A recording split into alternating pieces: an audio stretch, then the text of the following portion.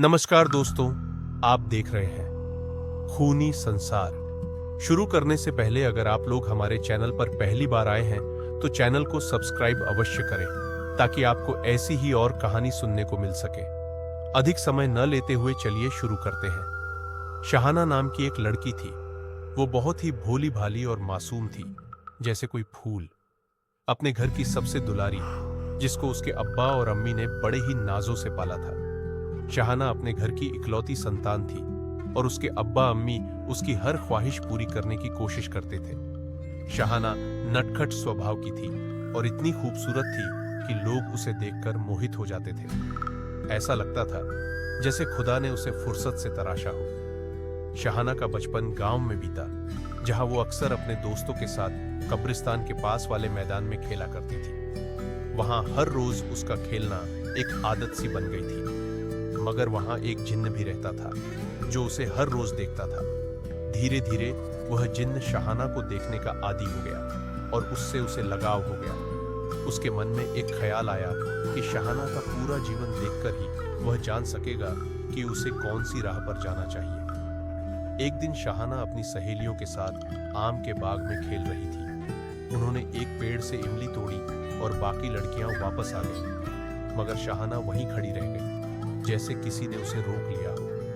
जब वो वापस आई, उसकी एक सहेली नूर ने पूछा, शहाना, तू कहाँ रह गई थी? शहाना ने कोई जवाब नहीं दिया, बल्कि उसे एक अजीब सी नजरों से घूरने लगी। उस पल में जैसे शहाना के चेहरे पर कोई दूसरा चेहरा चढ़ गया। वो मासूम चेहरा अब डरावना लगने लगा था। उसकी सहेलियां भी डर गईं और घबराकर पीछे हट गईं। अचानक शहाना बेहोश हो गई।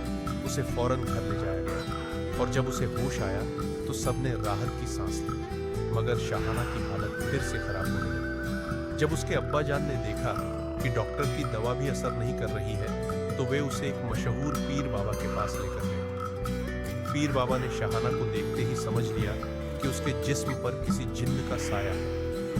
उन्होंने कुछ दुआएं पढ़कर उस जिन्न से बात की, मगर जिन्न ने साफ कह दिया, मैं इसे छोड़कर नहीं जाऊंगा, ये मेरी है।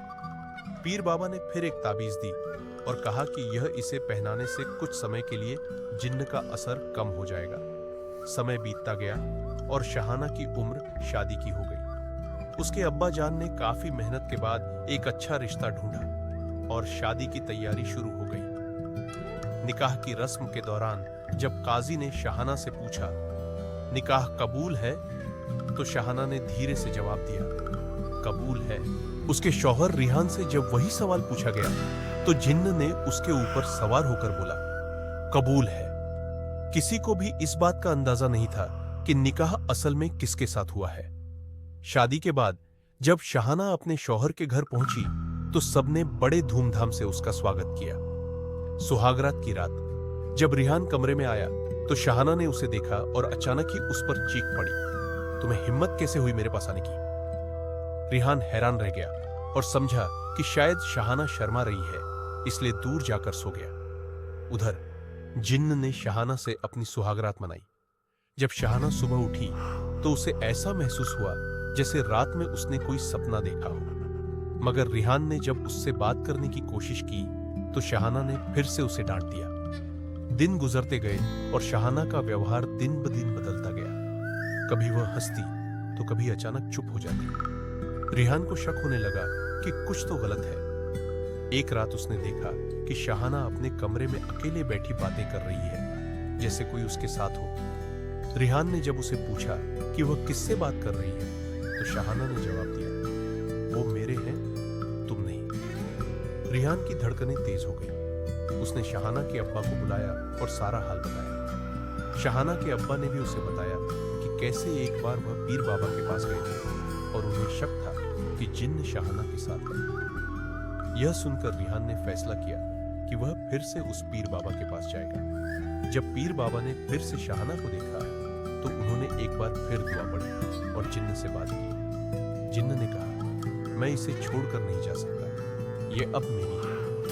पीर बाबा ने समझाया कि इस जिन्न को हटाना आसान नहीं होगा, इसके लिए कई दिन की साधना और दुआ की जरूरत होगी।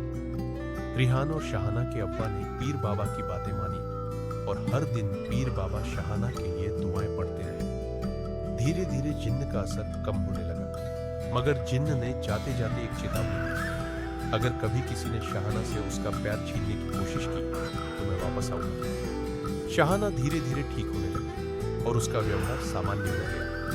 वह और रिहान एक साथ खुशहाल जीवन बिताने लगे, मगर कहीं न कहीं जिन्न की चेतावनी उनके दिल में हमेशा बैठी रही। दोस्तों, आपको ये कहानी कैसी लगी? कमेंट बॉक्स में जरूर बताएं।